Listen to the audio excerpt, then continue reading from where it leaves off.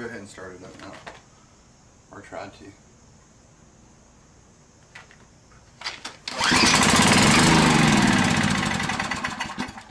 So as you can see, it runs, but it does need a new carburetor. I tried to take it apart and clean it out best I could, but sometimes on some of these carburetors they're just so bad that they're not even worth. No matter how good you clean them, they still just won't run like they should. So, hey guys, I'm going to do a redo of the video that I had just made.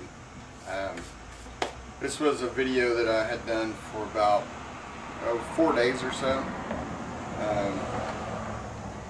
But I noticed after I had recorded it, I was using my head mount for the camera, and I noticed that whenever I was filming it, everything was at the very top of where I wanted to show you, and most of the stuff at the top was being cut off anyway. So I don't know about you, but I don't want to watch a video doing like this, trying to see up and knowing that you can't really adjust the camera. So basically I'll just do kind of an overview of what that is. I might add some of the original video in here. But basically, my brother got this generator.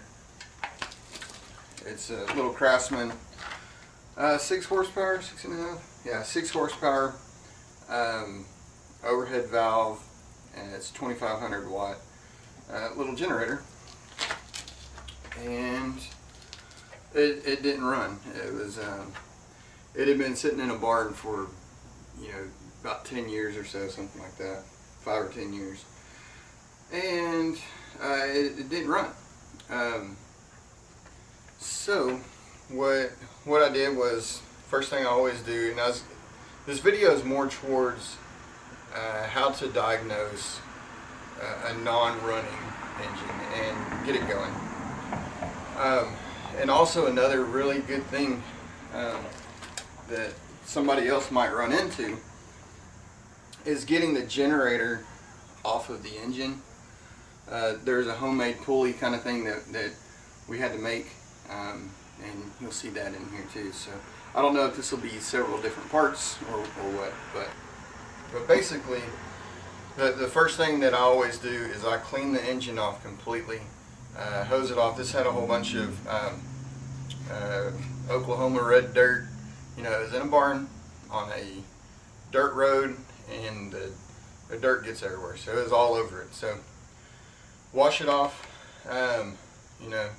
Check your oil. You want to see how much oil you have. It does a couple things. One, make sure that it's full. If it's empty, then you know that you might have more of a severe issue. If it's full and clean, you know that hopefully the cylinder wall is in the cylinder, and the rings and cam and all that stuff inside internal is probably pretty good. Again, you don't know for sure. The other thing is check the fuel. A lot of times you can tell stale gas. It reeks. It doesn't smell that good. And so if you look at the gas that's left in there, and if it's stale gas, that may be the first thing you want to try. The other thing that you want to do is take off your air filter. Again, you'll see what kind of maintenance the previous owner did. If it's really, really dirty, it's very possible that dirt got past the air filter, scratched the cylinder walls, issues like that. Also, whenever you take this off, you can always spray a little bit of a carburetor cleaner directly into the engine. Even if your carburetor is all gummed up and not working, you should still be able to spray carburetor cleaner inside there, and it should start for a few seconds and die. That was another kind of issue that we did. I was spraying it in there, wasn't starting. If it's not starting, or it's hard to start, maybe bad compression, something like that, dual overhead valve. Overhead valves are easy to test. You check the backlash on your valves and go from there. Check for spark, and the last thing usually is compression. It had about 30 pounds per square inch on the compression, and it needed to be ideally around 90 psi or more. It was a really good, strong engine. We wound up getting this one up to a little over 60 psi, and we did that by breaking everything apart, taking the piston out, and loosening up the rings that was on there. I think that was one of the issues, is the rings were sealed together. I went through here on one of these on one of the other videos. We put carburetor cleaner in there to try and break up the carbon that could be on the seals. That didn't work. We used penetrating oil. That didn't work. We used a homemade penetrating oil. That didn't work. So then we were left to breaking it down, taking the piston out, checking the rings, and going from there. But we did get it to run. It does need a new carburetor. That's the only thing I think it needs. But I mean, you can push on this, and this kind of primes that carburetor.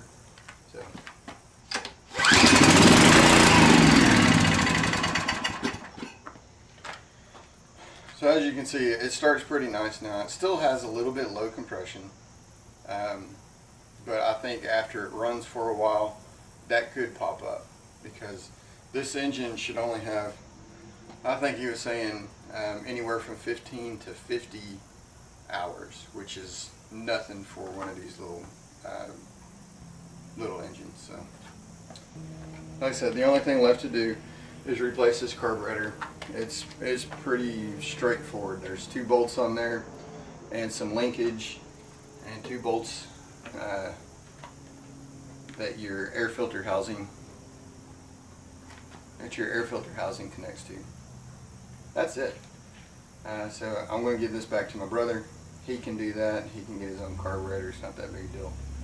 Hope this helps you guys out. You know, I still don't know if y'all want the big, long, drawn-out videos where I try to be very detailed in some of the things that I do, or if you just want me to get to it and tell you what's what, or what I found out.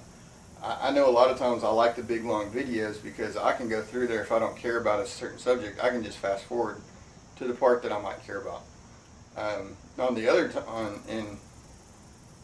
On the flip side of that, there's parts that I would like somebody to go more detail with. So I try to make some of these really detailed. With making it very detailed, it gets to long videos. So, but with that being said, y'all comment, rate. I appreciate all the subscribers, all the comments. If y'all have any questions, let me know. I hope y'all get something out of the video, even if it's just a little bit of something. That's what I do these for. Thanks for watching. Comment, rate. If you got any questions, let me know, and we'll talk to you later. Thanks for watching. See ya.